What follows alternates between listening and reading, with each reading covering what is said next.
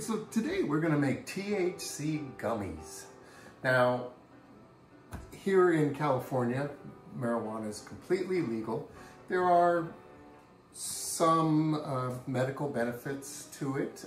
There are some just generally some health benefits. It's not for everyone. Wouldn't suggest that it is. But you can make your own gummies, and this is great for people who don't like to smoke. And we are going to use 1/8 of an ounce of some bud. Now you do need to know what kind of bud you have here. This is sativa. The other would be indica. And you want to put this in a bag. So what we need to do is we need to decarboxylate this marijuana. To activate THC, marijuana needs to reach a temperature of about 200 to 250 degrees, somewhere in there. So we're going to do that with a sous vide. You can also put this in your oven, say spread it out on a cookie sheet at like about 225 degrees and leave it in there for 90 minutes. And then, you know, maybe stir it a little bit just to make sure it heats evenly. I'm going to guarantee it heats evenly by using this. And I set it at 203 degrees and it's going to sit in there for 90 minutes once this gets to 203 degrees. So in order for this to work, for this to get down in the water, I have put it in a baggie, a snack bag, and taken as much air out of the bag as I can. And I'm going to put that in another bag because you really don't want this getting wet in the process. And in this bag, I'm going to put some pie weights. If you don't have pie weights, you could use rocks. You can use whatever you want to weigh this bag down a little bit. Because you really don't usually, you know, you don't ever get all the air out of something like this. So if you have enough weight, it can hold it. Just show me what you're doing. Another method of sealing this is to put it in water and let the water push the air out the top of the bag. And with the double bagging, this is a little more difficult, but you know, I'm confident I have most of the air out of this, and I'm not confident it's going to sink. I think I'm going to put more rocks in here. You really want this to be submerged, otherwise you're defeating the purpose of using the sous vide machine. And of course, sous vide has many other applications. So if you're adventurous enough for some challenges, it's a fun machine to have. We don't use ours very often, but we used it occasionally. So now I'm just going to wait for this to get up to 203 degrees, and that's going to be a little while. So a nice thing about the sous vide machine is when it gets to 203, it'll beep at me, and I can set the timer then for 90 minutes. So I can drop this in now, and look at that, it's staying on the bottom, so I've got enough weight in there. I have come up with other strategies like take one of these and a wooden spoon to hold things down inside the water. Whatever works, you just really have to have it submerged. So we're just going to let this go. When it gets to 203, I'll put the timer on for 90 minutes, and it's as simple as that, and we will have our decarbed marijuana. All right, so the timer went off. This has been in here for 90 minutes. As it heated up, the air expanded and it started to float a little bit, so I clipped it down. But I'm going to let this cool before I try and do anything else to it. There you have our... what's it called? Carbonalization? It's our decarbed bud. And it's ready to go in the oil. And we'll be using the sous vide machine to get the bud in the oil too. All right, the next step in our little odyssey here is to infuse some oil with our cannabis flower. So I have 3/4 of a cup of coconut oil. I put it in the microwave for 15 seconds just to kind of liquefy it a little bit. It's going in the sous vide, so it's gonna melt all the way before it's done. You know, coconut oil at room temperature is a solid, not a liquid. And I've taken our flour and put it in the spice grinder to grind it up. And I'm going to put that in my oil. And I'm doing this in a jar.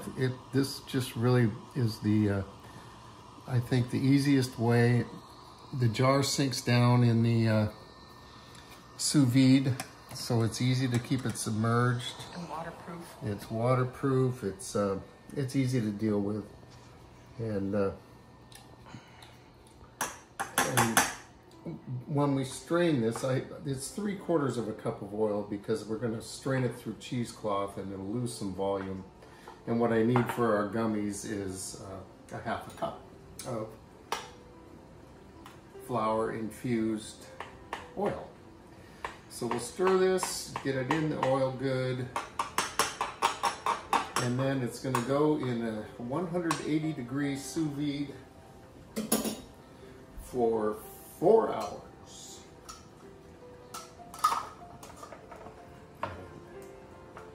You don't screw it too tight, otherwise you won't be able to get it open. It's as simple as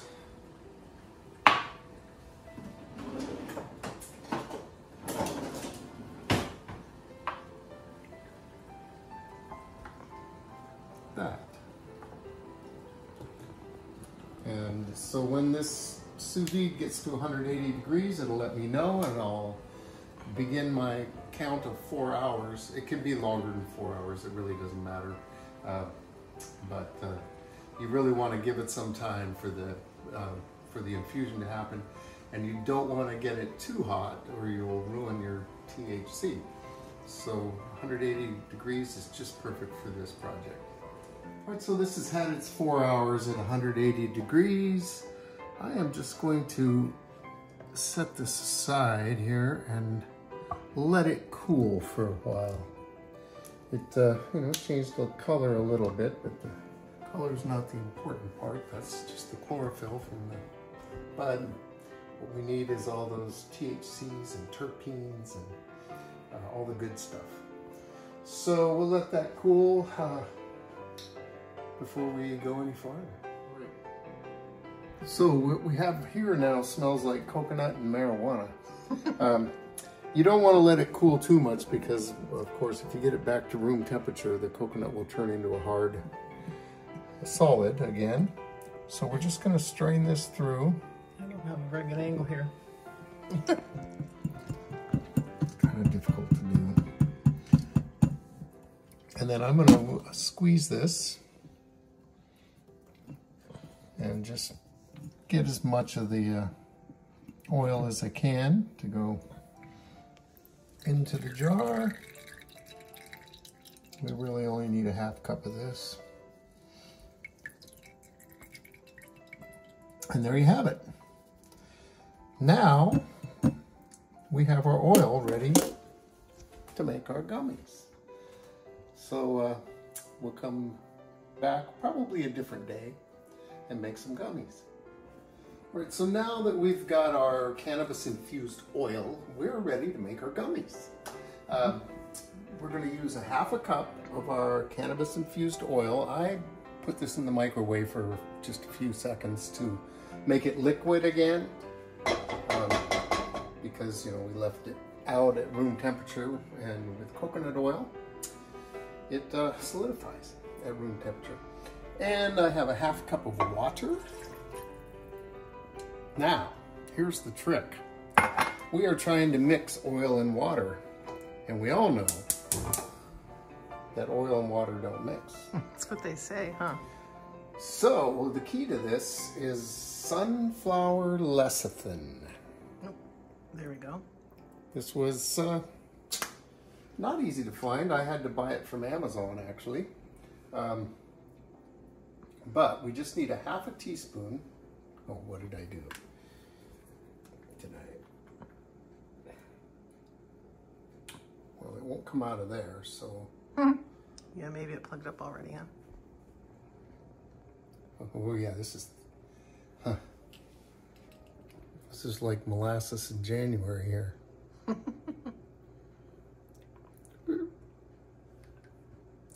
And this is the magic that allows the oil and water molecules to bond to each other. So, over very low heat, we're just going to warm this up and stir until this becomes all mixed together in one thing. You can see looking in here that it's a bunch of different things now. It's oil, it's water, it's lecithin. And we're going to get this to all combine into one unit before we add anything else. And this takes a little while because we're doing this over low heat and you do not want this to boil. All right, so you can see that this is all kind of incorporated into one thing now. Another way you can mix oil and water is to spin it really, really fast, and it makes the molecules stick together. It's called emulsification. It's not going to work for our gummies, however, so this lecithin is just a miracle worker. So into this, we are going to put a packet, these are 3 ounces, of flavored gelatin. We usually use the Jello brand, but this time we have the Winco brand on hand, so that's what we're using. The flavor? Raspberry? Raspberry this time. We had strawberry last time. It was pretty good. And then, to that, you want to really stir this so you don't get lumps, but to that we're going to add 2 tablespoons of unflavored gelatin. So, boy, that should stiffen things up. And we'll just keep stirring, and now this is going to cook for about somewhere between 10 and 15 minutes. Stirring constantly. You just want everything to get incorporated in here. You don't want lumps, you don't want it to boil. You just want it to cook, and for all those, there's sugar in there that needs to dissolve. And you really want everything to be evenly distributed so that when you get to your gummies, the dosage is the same in all of them, so that you can predict the dosage.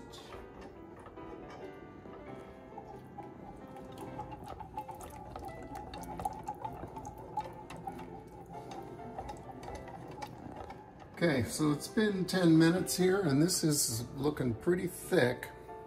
So I think we're where we need to be here. So now, the rest of this we want to do without giving this time to cool down too much, because it'll just get so thick you won't be able to do anything with it. I'm going to strain it off just in case there's any kind of lumpage or anything in here. Lumpage. And I will scrape the pan. Waste not, want not, and all. And then I put this in a measuring cup so I can pour it into my molds. So tell us about your mold. Now this mold holds a teaspoon. It's silicone. For each of these little half circles here. You know, you can buy little bear-shaped molds for gummy bears. There's a lot of different molds you can buy. We happen to have this one for another purpose, so we're gonna just use it and not buy something else. Another hunk of silicone to have around the house. Oop. It's gotta go less. So we're working on the assumption here. It's hard to really measure the dosage of this. Using 1/8 of an ounce for 3/4 of a cup of oil, we should see just about 5 milligrams per teaspoon. And it's going to be, you know, plus or minus depending upon the strength of your flower. So what you have to do is, you know, try a little bit and see what happens. Start with less rather than more. Yeah, start with less, work your way up. We're lightweights. We use like 2.5 milligrams, so we split one of these. Oh, I lost my tablespoon measurer, didn't I? Right there to the left. Okay. Or your right, my left. Oop, that's over.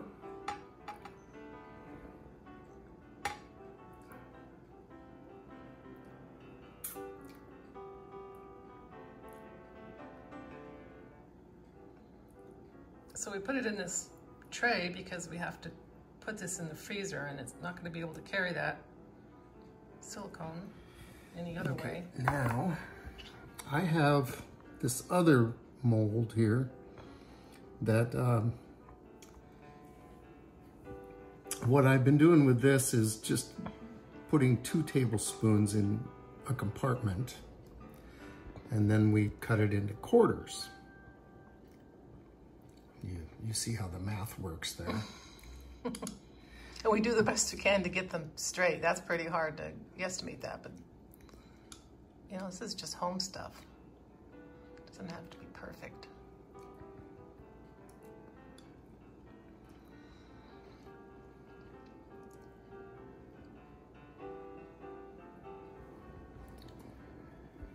This is exciting. Mm-hmm.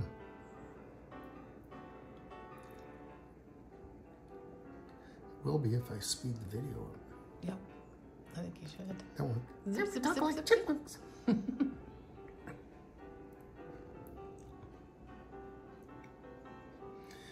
And we also found that at the rate we use these, they begin to mold before we finish them off. So we're going to freeze half of these. And that was storing it in the refrigerator. In the fridge. You definitely have to refrigerate this because you're not using any kind of preservatives.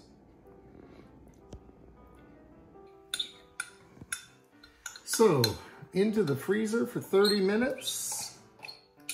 And then we'll take them out and wrap them in parchment paper so they don't stick to each other. Freeze some for future use. And there you have it. Our gummies have been in the freezer. And look at that. Careful, it might bounce. Yep. Now they're frozen right now, so they're easy to deal with.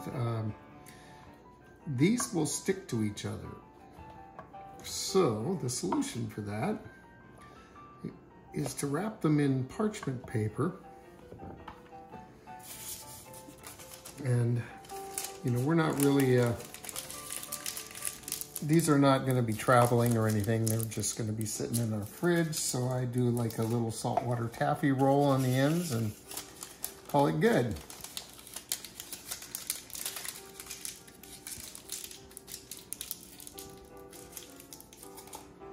And we'll freeze a bunch of these because, like I said before, they'll mold if you don't get to them right away, and we can't eat this much gummy in a short amount of time. I suppose we could, but we'd be kind of useless. But so there you have it, THC gummies. And you know, you could I guess if you could get a hold of some bud that was just CBD, you could make CBD gummies. Anyway, thanks for watching Two Cooks in the Kitchen. Subscribe to our channel and see what other foolishness we get up to. And we'll see you next time.